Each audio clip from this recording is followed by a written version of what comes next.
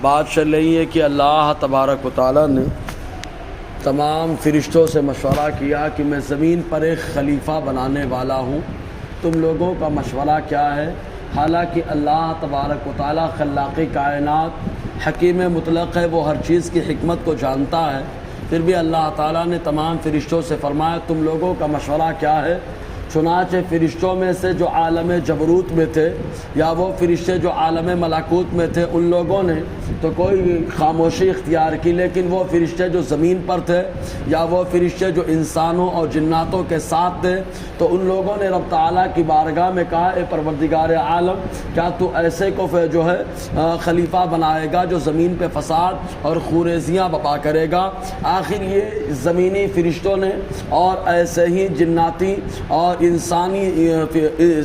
اور جنات کے ساتھ رہنے والے فرشتوں نے یہ کیوں کہا؟ وجہ یہ ہے کہ آدمی جس کے ساتھ رہتا ہے ان کے حالات کو اچھے سے جانتا ہے، تو زمین پر جو فرشتے آئے تھے تو یہ جناتوں کو کھدیڑنے کے لیے آئے تاکہ گھاٹیوں کی طرف ان کو کر دیا جائے، تو ان کو تمام ان کے حرکات و سکنات معلوم تھے۔ تب ان لوگوں نے کہا کہ ایسے یہ لوگ بھی کریں گے، کیونکہ آدمی جن کے ساتھ رہتا ہے ان کی فطرت سے اچھے سے واقف ہوتا ہے۔ تو ان فرشتوں نے کہا اتجعل من یفسد فیہا، کیا تو بنائے گا زمین کے اوپر من یفسد فیہا، اس کو جو زمین پہ فساد بپا کرے گا، ویسفک الدماء، اور جو خوریزیاں کرے گا؟ ان لوگوں نے عالم ملکوت اور عالم جبروت کے فرشتوں نے یہ نہیں کہا، کیوں؟ اس لیے کہ وہ لوگ انبیاء کرام کی شان اور ان کے مقام کو جانتے رہے، اور زمینی فرشتوں نے جو کہا تو وہ خالی جنات کے حالات کو دیکھ کر کے ان لوگوں نے کہا تھا۔ وَنَحْنُ نُسَبِّحُ بِحَمْدِكَ وَنُقَدِّسُ لَكَ، اور اے اللہ یہ تو فساد بپا کریں گے، لیکن ہمارا حال تو ایسا ہے کہ ہم تیری پاکی بولتے ہیں، بحمدک، تیری تعریف کرتے ہوئے۔ اللہ تعالیٰ کی پاکی بولنا، اللہ تعالیٰ نے تین شاندار مخلوق کو بنایا۔ ایک مخلوق جو اس کی قدرت کی شاہکار ہے وہ انسان ہے، جس کو اللہ تعالیٰ نے خواہشات اور عقل سے نوازا ہے، اور ساتھ ہی ساتھ اللہ تعالیٰ نے فرشتوں کو پیدا فرمایا، وہاں پر خالی عقل کا معاملہ رکھا، خواہشات کا نہیں رکھا، اور جناتوں کو پیدا فرمایا،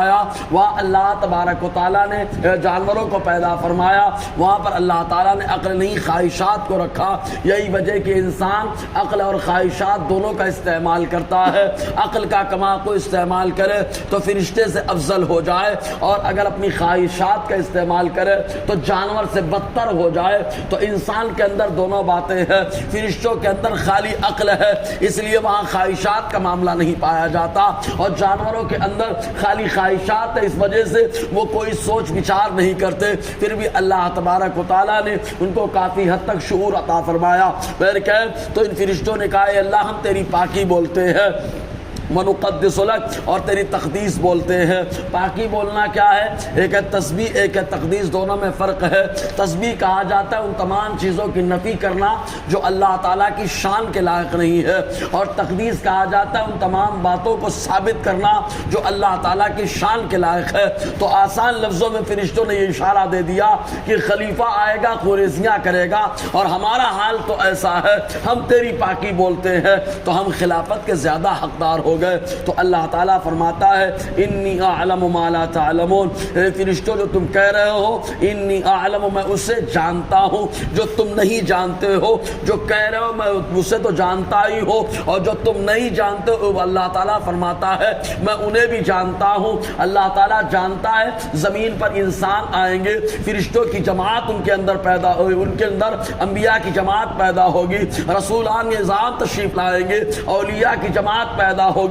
اللہ تبارک و تعالیٰ کے اوصاف کے مظہر لوگ پیدا ہوں گے۔ تو اللہ تبارک و تعالیٰ ان تمام باتوں کو جانتا ہے جو ان کے سامنے نہ تھی، اس لیے اللہ تبارک و تعالیٰ نے علم کا معاملہ رکھا اور فوراً شان بیان فرمائی کہ آدم اور ان کی اولاد کے بارے میں وہ جانتا ہوں جو تم نہیں جانتے ہو۔ اللہ تعالیٰ کیا جانتا ہے انشاءاللہ اس پر گفتگو رہے گی۔ اللہ تعالیٰ ہم سب کو فیضان قرآن، برکات قرآن سے مالا مال فرمائے۔